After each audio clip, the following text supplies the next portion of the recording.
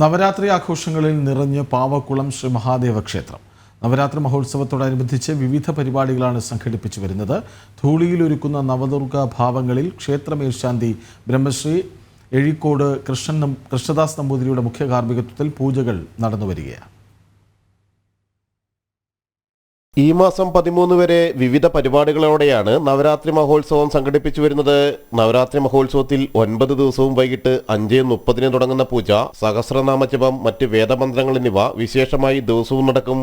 7 മണിക്ക് കലാപരിപാടികൾ അരങ്ങേറും. ധൂളി ചിത്രകാരൻ പുരുളിപ്പുറം നാരായണൻ നമ്പൂതിരി 9 ദിവസങ്ങളിലായി ഒരുക്കുന്ന നവദുർഗാ പത്മങ്ങളിൽ ക്ഷേത്രം മേൽശാന്തി ബ്രഹ്മശ്രീ ഏഴിക്കോട് കൃഷ്ണദാസ് നമ്പൂതിരിയുടെ നേതൃത്വത്തിൽ പൂജകൾ ദിവസവും നടക്കുന്നുണ്ട്. രാവിലെ 5:30 വ്യത്യസ്ത ഗണപതി ഭാവങ്ങളിൽ വ്യത്യസ്ത ഫലപ്രാപ്തിക്കായി നടത്തുന്ന ഗണപതി ഹോമങ്ങളുമുണ്ട്. അതുപോലെ വ്യത്യസ്ത കാര്യസിദ്ധിക്കായി നടക്കുന്ന ഹോമങ്ങൾ രാവിലെ 8 നടക്കുമെന്ന് പാവക്കുളം ശ്രീ മഹാദേവ ക്ഷേത്രം മേൽശാന്തിയും മുൻ ഗുരുവായൂർ ശബരിമല മേൽശാന്തിയുമായ ഏഴിക്കോട് കൃഷ്ണദാസ് നമ്പൂതിരി പറഞ്ഞു. സാധാരണ 32 തരത്തിലുള്ള ഗണപതി പറയാറുണ്ട് ധ്യാനങ്ങൾ. അതിൽ ഒരു 11 ഗണപതി ധ്യാനം.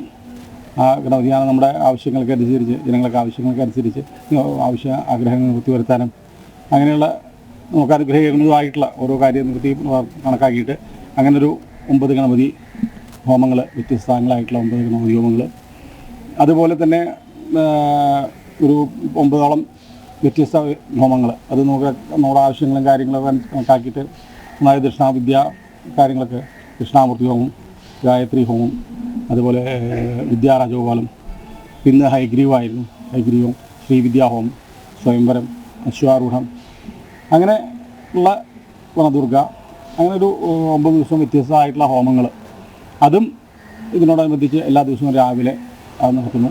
ഇനിയുള്ള ദിവസങ്ങളിൽ ദേവി ഭാഗവത പാരായണം, കളം വരയ്ക്കൽ, വിശേഷാൽ പൂജകൾ, ദുർഗാഷ്ടമി ദിവസം വൈകിട്ട് 6 മണി മുതൽ കുമാരി പൂജ, വിജയദശമിയിൽ വിദ്യാരംഭ ചടങ്ങുകൾ എന്നിവയുമുണ്ട്.